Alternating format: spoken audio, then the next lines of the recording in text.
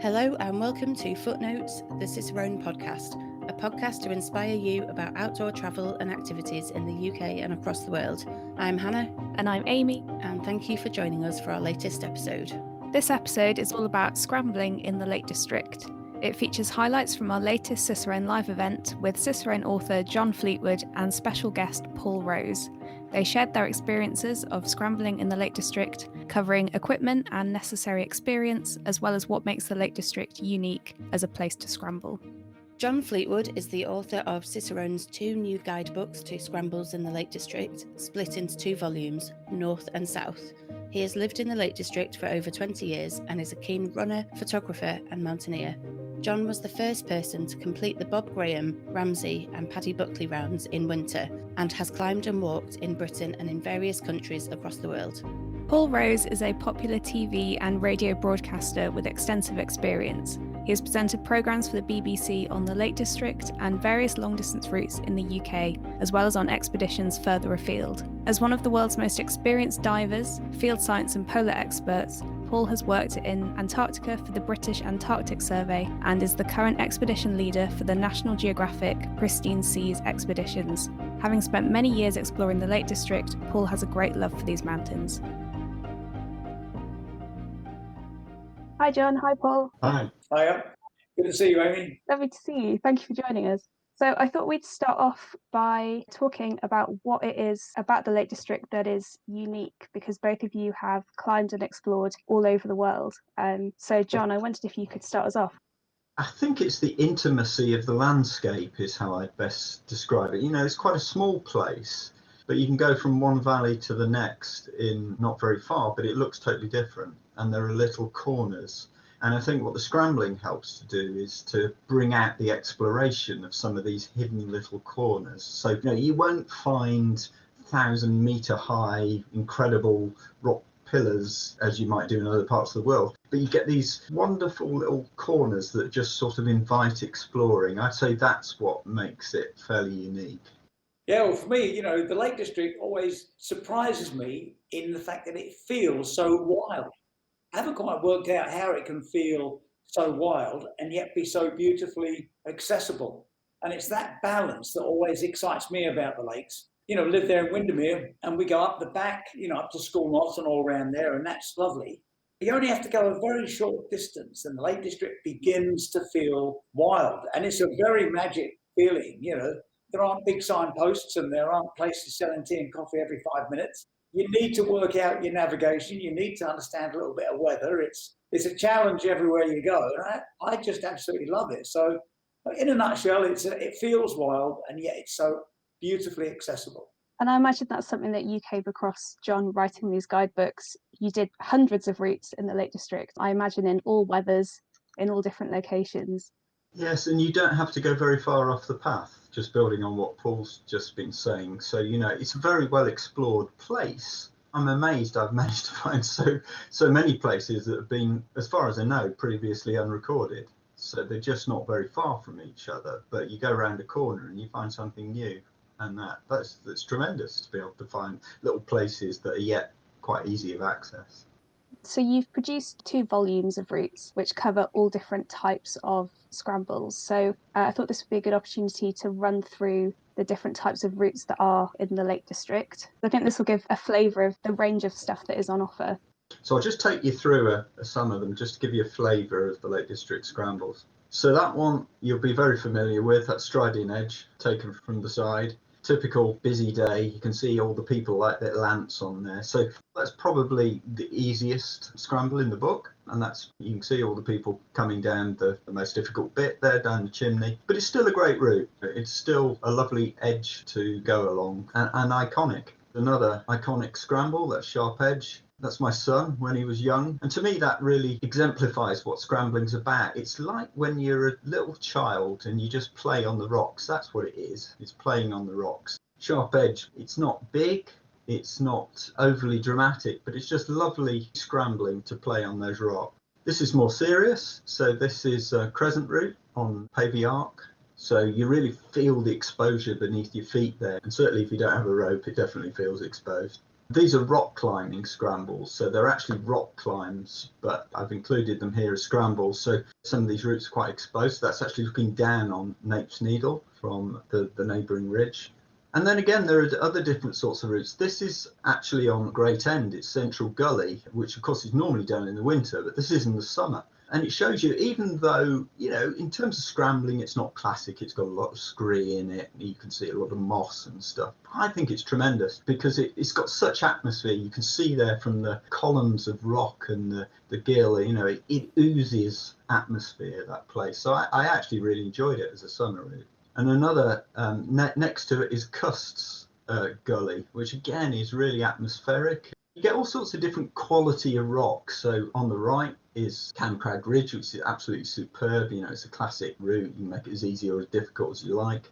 And in the middle, you can see a lot of the gills sometimes become incredibly vegetated. That's on Kirk Fell at Ilgill, and some of that is just foraging like in a jungle almost. And then on the left, that's Coombe which again I really enjoyed. It's got these real fierce little chockstone pitches, and it's quite exposed and really, really awkward going up that ramp there.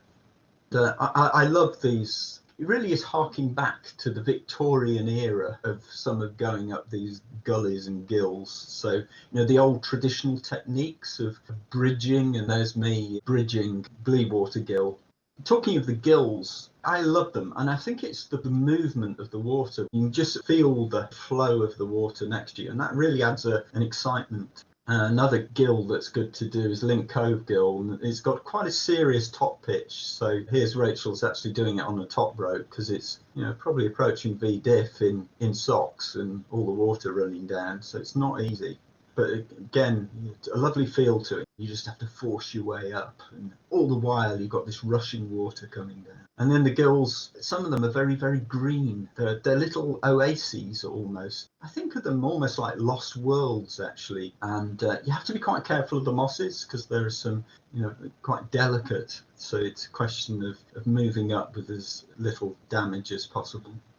I know of very few poor gill scrambles, and there are some poor crag scrambles, but very few poor gill scrambles. And then the rocks themselves, some incredible formations, different rocks, different striations, and you can suddenly stumble across some of these things. You just go, wow, that's incredible. And you're right, face up with them. So it really adds something to the day. And then moving on, this was something I discovered actually. It's near some popular scrambles at Grey Crag in Buttermere. There's this obscure little route that appeared in the rock climbing guide, and I thought, that looks interesting. And I managed to piece together a scramble using this and some stuff above, and called it Stegosaurus, actually. It's almost got like the teeth, the jagged edge of a Stegosaurus, and it goes up this edge and you actually end up on a very, very narrow arête at the top. It's an amazing route. And yet it'd been lying there without anybody doing it, as far as I'm aware, for a long time. And, it's great to explore these little places that have just been there all the time. One of the things about the books is I've piecing together a spreadsheet of all the routes I've actually done. So in the guides, there are about 200 individual routes. Well, I've actually done about 400 or so, and still finding new places to explore.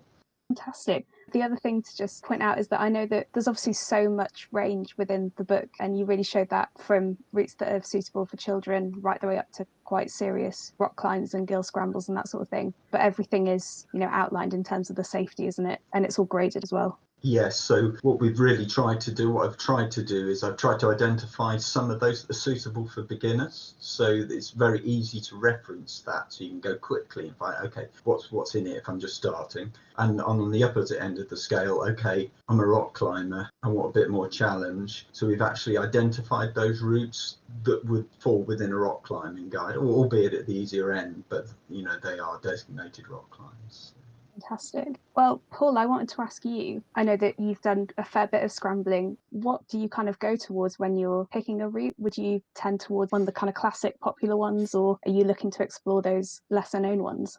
Yeah, I tend to take the pretty easy ones because, when I come back to the Lake District, I'm typically been away somewhere, and it's wonderful to come home and pick up a route that maybe I've done lots of times in the past, or one that's in the book. You look at it and think, well, yeah. And the great thing, as you say, with the description, You can leave home and go, right, I know where it is. I'm not going to get lost. I pretty much know how to climb it. You know where the hard bits are. So it takes the risk away and you can just literally go out and enjoy it. So I love to do the classics. I'm looking on my screen right here at a picture of Bowfell Links. Just to go up there, and even people have done so much up there and they've climbed every bit of it, I'm sure. And I've sometimes been up there when there's been a whole herd of people. It can still feel like a terrific adventure. You know, the sun's on it, great views everywhere, and, you know, go down to the old Dungeon Guild for a beer after easily. And the whole thing just feels like a perfect day out. I mean, where I live up there in Windermere, the nearest bit of rock are those almost impossible bouldering routes on top of Brant Fell. And I often wish they were just a bit easier at scrambling. So I tend to pick the easy ones because I just want a great day out or a great afternoon out. And I've had some good fun in running gear, you know, so shorts and a t-shirt, running shoes and rock shoes in a small rucksack and just running between crags. Brilliant thing to do.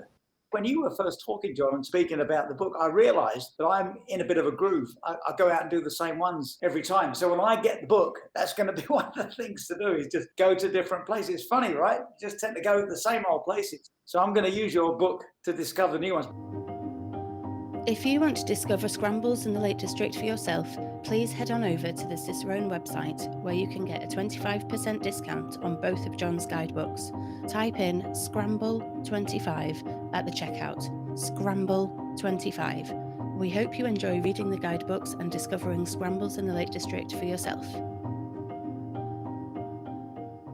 We've got a question about how many routes in the book are suitable for beginners. And I thought that would also be a good opportunity to talk about your advice for beginners. Say, I don't know, maybe you've done some hill walking before, but never actually been on a scramble.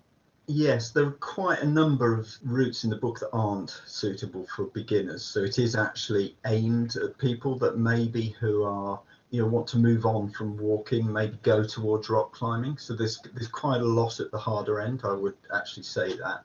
But there are quite a number of them that are relatively straightforward. And I think that once you've tried a few of the more relatively straightforward ones, then you can move on to the slightly harder ones. So there's quite a lot of grade ones, so you could choose all those, gain experience, and then move on to some others. And there's plenty of people out there that, you know, you can take as a guide to help you if you want to advance a bit and maybe do it safely, and then find out how to keep yourself safe as well. And that's a good way of doing it. Maybe get a day or two to build up that confidence. One of the things about the book is you can see how long the route is in terms of the actual scrambling, how many meters of ascent it is. So start with something, you know, not committing. If you read the description, it will give you an idea of how serious a route is. So obviously you don't want to start on really serious things where if you don't like it, there's no option but to continue. Start on something that's not so committed. There's plenty of things where there's loads of route choice. So if something appears a bit difficult, we'll just go to the side, you know. So there's lots like that. And I'd start on those sorts of scrambles. And as John says, you know, that thing about finding someone to take you, you know, I mean, in the lakes, there's plenty of good professional guides and whatnot, and just get someone, because I've met loads of people who are actually dead fit. They can navigate, they can find a way around, they've got great gear, and yet they can't move very well. And there's just something about one day with someone good to teach you how to move, and it can make an enormous difference in pleasure and also fun, you know, and safety. So yeah, sometimes just that one day with someone good in the lakes can make an enormous difference. Probably some questions about equipment, so I'll show you some of mine. Most of the time, I actually have running shoes. I use these nearly all. You can see it's well ventilated from those nicely designed little holes and the soles being worn down a bit. But the great thing about these sorts of shoes is, one, they're comfortable. Yes, they're not going to keep you dry if it rains, but the other token is they'll let the water out as well, which is particularly good in the gill scramble. Secondly, the sole is actually brilliant. It's sticky rubber. So that sort of sole is great for sort of smearing on rock, on slabs and stuff. What it's not good at is if you get little in-cut holes, that's when rock climbing boots become really good, and those sorts of shoes are not good on that. I much prefer, you know, a lightweight running shoe, which are also not too bad on grass as well, because a lot of scrambles involve grass and rock. Because rock boots on grass are horrible. Those are really good in gills too. The other shoes I've got are sort of specialist scrambling type shoes. They have a more rigid toe, so they're better for the actual climbing, but they're a bit slippier when you get on the grass and stuff. So I would take that if it was more of a rock climb than anything. Other people prefer walking boots. You can do them in anything. I've actually forgotten my boots a couple of times and I ended up doing some scrambles in sandals, but that is not recommended. It makes it a lot harder, so I wouldn't recommend sandals as footwear. The other big tip, gills. You want an old sock. Socks are vital actually in some gills because it's so slippery, because you've almost got like algae on the rocks, which is just like complete ice rink.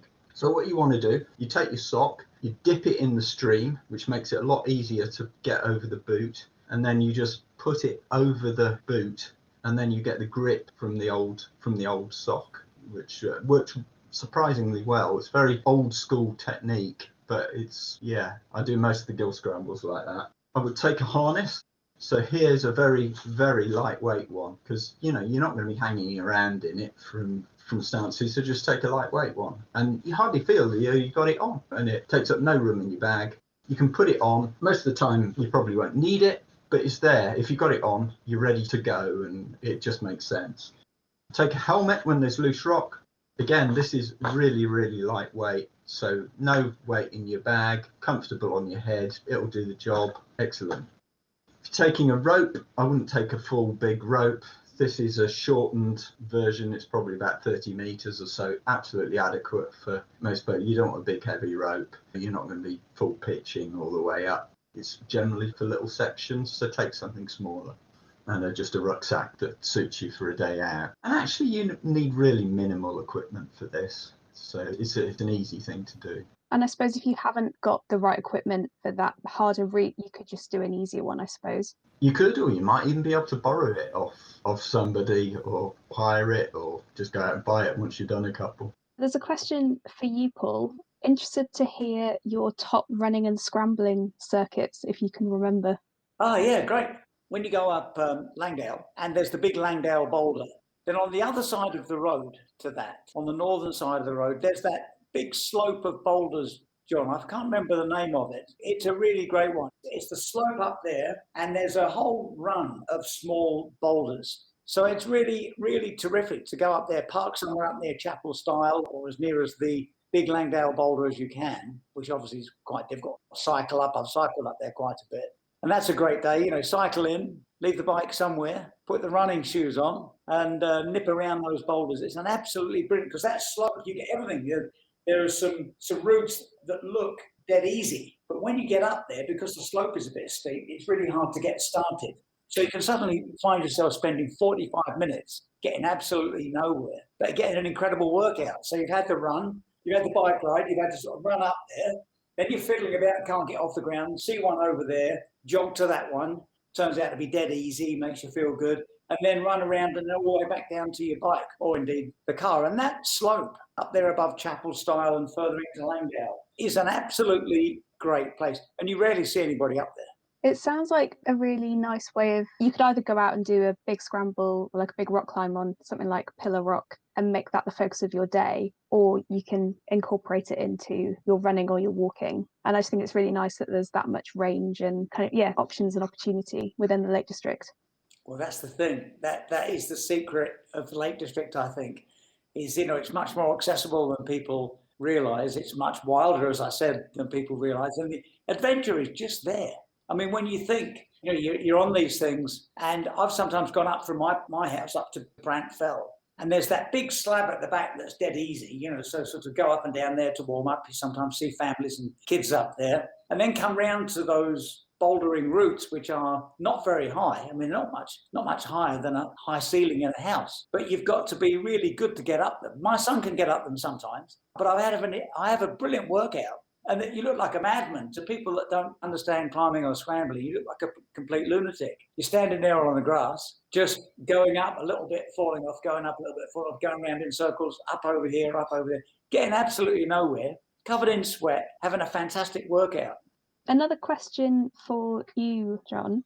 I think my biggest worry is getting up and then not feeling confident to come back down on the same route. Are there alternative, easier routes for coming down within the books? Yeah, and this is where whether route is serious or not matters. So, as I say, there are plenty of routes where there would be easy alternatives on the side. So, you can see them. So they're almost like it's the difference between finding the easiest route in a difficult place or finding the most difficult thing in an easy place. Finding the most difficult thing in an easy place, if you get stuck with it, that's all right, because you just go off to the side where it's easy. If you're in a really committing place where you're already on the easiest line up a difficult cliff, then that's more difficult because you're already on the easiest place. So you could get stuck. So I think the trick there is to try and find something where there are other options. You're not going to have to continue and potentially get into a dead end. When you were exploring new routes, did you ever find yourself in a difficult situation where you had to climb or abseil off? Definitely, quite a number of times. So I've had to down climb lots of times in difficult situations. Sometimes, quite a lot of it's on my own. So you need to be really confident. Having said all that, over the years, yes, I've been in some harrowing situations. So, you're taking yourself into some quite dangerous terrain. Some of this is very loose. There's nobody around. It's vegetated. I had one occasion when the ledge I was standing on fell off. So I was literally just hanging from my arms with this ledge having just completely disintegrated. Another time, actually on a very local crag, I got into a horrible situation, but I've got enough experience to get out of it. These exploratory things, because you don't know how difficult it's going to be, you have to eye it up on the spot, and it's like the original climbers would do, and you need to have quite a good judgment of, because things often look easier than they are when you get there, and often steeper than it looks sometimes. So you have to sort of work that out. Certainly all this exploratory stuff you need a lot of experience before you start. And that is the real advantage of having these guidebooks, is that you've done all that for everyone. You've mapped it all out. Absolutely. So what I'll try and do is point out things so that it proves to be very loose, I'll say so you know more what to expect and where the difficult parts are likely to be, so you know what's in store. And I guess things like, if it's going to be particularly difficult in wet weather or that sort of thing. At what point should you rope yourself up to your scrambling mates when you're outdoors? Is how long is a piece of string? I think it depends on how confident you are, and it's always best to try and think ahead. So don't wait until you're in a difficult situation and you've got to get that rope out your bag and you're feeling a bit wobbly and you can't get it out. Oh dear, I wish I wasn't here, or my foot's wobbling. You don't want to be in that situation. So try and think ahead. Oh, it looks as though it might be a bit difficult a bit ahead. I better get the rope out now, just in case. It's much better to do it that way around. I'm sure Paul would say something. Yeah, absolutely. Yeah. It's a bit like the old thing about sailing, isn't it? When do you put a reef in the sail? When do you shorten sail, make the sail smaller? And the answer is the very first time you think about it. And same thing with a rope, when, particularly if in a big group, sometimes you get that person who sees everybody else being really confident. And so they're now struggling and having a big wobbly, as John rightfully says. And it can be hard for them to pipe up, hey, I need a rope. So whoever's the more experienced, it's down to them really to just keep a lookout and offer the rope. It's much easier when someone offers you the rope. You go, oh, good idea, yeah, I will. Rather than sort of put your head above the parapet and say, I know everybody's doing great, but I'm completely gripped. Can I please have a rope? That's hard to say.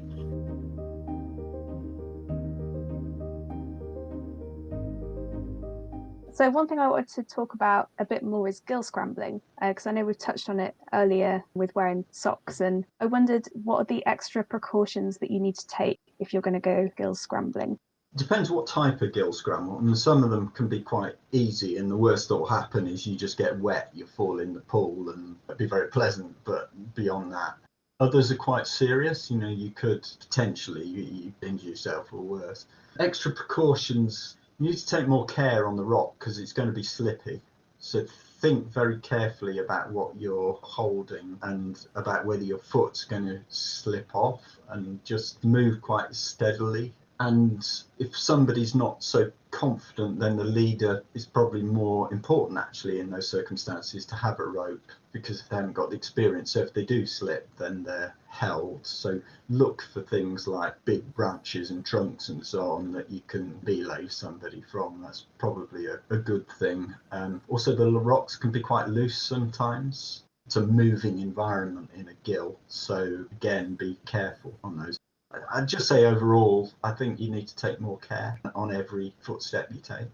There's that thing too, isn't there, John, about, some of the gills have become especially protected areas. I keep thinking of Launchy Gill, which was one of my favourites. I used to absolutely love going up Launchy Gill in all kinds of conditions. And we've had some really glorious adventures in there. But then it became, if I got this right, John, did it become a triple SI or something? Yes, well, I've never done it, because it's always been a triple SI. Okay, yeah. So, there's interesting, you see all the water, whizzing down these gills, and they look pretty much indestructible. But in Launchy Gill in particular, they found, and I can't remember what it was, some small plants anyway that needed to be protected. And the whole region was a special ecosystem that needed to be protected. So it became a special scientific interest. As someone who loves diving and the sea and, all things watery, I mean, do you prefer gill scrambling to normal scrambling on rock? It's hard to know. There are times when it feels a bit more adventurous and you can have it completely to yourself, and it changes all the time depending on the amount of water whizzing down there. And when I think of scrambling, I think of two complete different versions, going up the Bell on Coniston and just walking along and experiencing the joy of moving on the rock, and a nice big lunch in the rucksack and a whopping great thermos of tea, and idyllic. And at the other end of the scale, I think of really full-on adventures in the gills. It's very hard to pick between them. So give me a nice sunny day on an easy scramble with a whopping great thermos of tea, or indeed an absolutely full-on thumping adventure in a gill. Yeah, I fully agree with that. And all the people that I've introduced to gill scrambling have loved it. They probably come out with the impression, this is absolutely mad, but I love it. It's that sense of adventure. It's definitely more adventurous in a gill. A sort of final question or discussion. What is the most underrated scramble in the Lake District? Underrated from what perspective, really? In difficulty or in qualities? Should we go quality? One thing I would say is there are loads of scrambles in the Lake District, but people tend to focus on the top 10 or 20. And outside of those 10 or 20, I've hardly ever seen anybody. Not even one person on most of them. So I'd say there are loads of underrated ones, because people tend to focus on all the well-known ones. So Sharp Edge, Camcrag Ridge, all those classic routes, some of them in Coniston. And you go to all the others, you're very unlikely to see anybody, in my experience. I mean, there are so many. Unappreciated scrambles is probably how I'd put it. So look beyond the top 10 or 20 or whatever it is, because there are lots more. For instance, I actually really like Broad Buttress next to Pinnacle Ridge on St Sunday Crag. Now, Pinnacle Ridge, everybody knows, it appears in all the magazines and stuff, and people say, how wonderful it is. I really like the one next door. Maybe I'm just a bit perverse. I think in the previous version, it took a certain route, and actually there's a really nice line, actually, which is probably a bit more difficult and takes you into some wonderful rocks. So, just look around and you'll find things that don't just go with the magazines and stuff that everybody knows, because there's equally good stuff outside that. And just to say, I think the whole of the Lake District scrambling is underrated. John and I have travelled a lot, and I could spend the rest of my life scrambling in the Lake District and be really happy. Is there a particular route that you're looking forward to doing, Paul? For me, yeah, Raven Crag Udale, because I've done it so many times. So when I come home, I'll go up there. It's funny, I'm looking at the picture of Bowfell Links here. I love it up there. It's a decent walk in. It's lovely on the top. So that's where I'm going to go as soon as I get back. That's really interesting, because I've never seen anybody up there. You say people there, and it doesn't. And it's a wonderful place, because it always gets the sun as well. So it's one of those places where you can have your cup of tea in the afternoon. So, It's big, it's wander about. Fantastic. Well, thank you both so much for joining me this evening. It's been absolutely wonderful. Hopefully, you'll both be able to go scrambling in the Lake District together very soon. You'll have to send us photos. Yes, please. I look forward to it. Let's do it, yeah. Okay. Good deal. Thank you. Brilliant, John. Thank you so much. See you, Amy. Thanks for listening to this latest episode of Footnotes, the Cicerone podcast. And thanks to Paul and John for joining us to share their expertise and enthusiasm. You can find out more about John's guidebooks to Scrambles in the Lake District on the Cicerone website, along with the full video of the live event and plenty of other guidebooks, articles and videos. You can subscribe to the podcast on your favourite podcast app or on the Cicerone website, and let us know what you think by leaving reviews on Apple Podcasts or by emailing us live@cicerone.co.uk. We'd really love to hear from you. We'll be back in a couple of weeks. In the meantime, search for Cicerone Press on Facebook, Twitter and Instagram, and you can also join our Facebook community, Cicerone Connect, to connect with other outdoor enthusiasts. Thanks so much for joining us, and we'll see you soon.